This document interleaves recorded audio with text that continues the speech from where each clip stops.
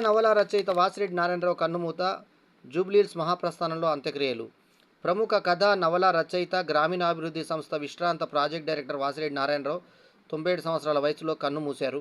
కొద్ది రోజులుగా వృద్ధాప్య సమస్యలతో బాధపడుతూ శుక్రవారం హైదరాబాద్ బంజారాహిల్స్లోని ఆయన స్వగృహంలో తుదిశ్వాస విడిచారు. గుంటూరు జిల్లా చేబ్రోలుకు చెందిన నారాయణరావు ప్రముఖ నవలా రచయిత్రి వాసిరెడ్డి సీతాదేవికి స్వయాన సోదరుడు.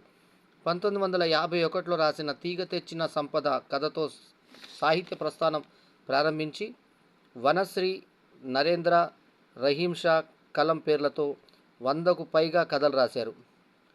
రత్నగర్భ, శ్రీవారి శ్రమదానం, కురుక్షేత్రం పేరుతో కథల సంపుటాలను వెలువరించారు. నరేంద్ర పేరుతో మంత్రాల మర్రి, మొండి చెయ్యి, సీసాలో శవం, కాలభైరవుడు వంటి 16 డిటెక్టివ్ నవలలు రాశారు. ఉమ్మడి ఏపీ ఫిషరీస్ డిపార్ట్మెంట్లో 1957లో ఉద్యోగ జీవితాన్ని ప్రారంభించిన నాటి నుంచి తిరిగి 1998లో విరమణ చేసేంత వరకు రచన జోలికి వెళ్ళలేదు. తన సోదరి జ్ఞాపకార్థం వాసిరెడ్డి సీతాదేవి ఫౌండేషన్ నెలకొల్పి ఆమె సంపూర్ణ రచనలు సంపుటాలుగా ప్రచురించడంతో పాటు గ్రంథాలయాలు నెలకొల్పి పలు సాహిత్య కార్యక్రమాలు నిర్వహించారు. వాసిరెడ్డి నారాయణరావు అంత్యక్రియలు శనివారం జూబ్లీహిల్స్ మహాప్రస్థానంలో జరిగాయి.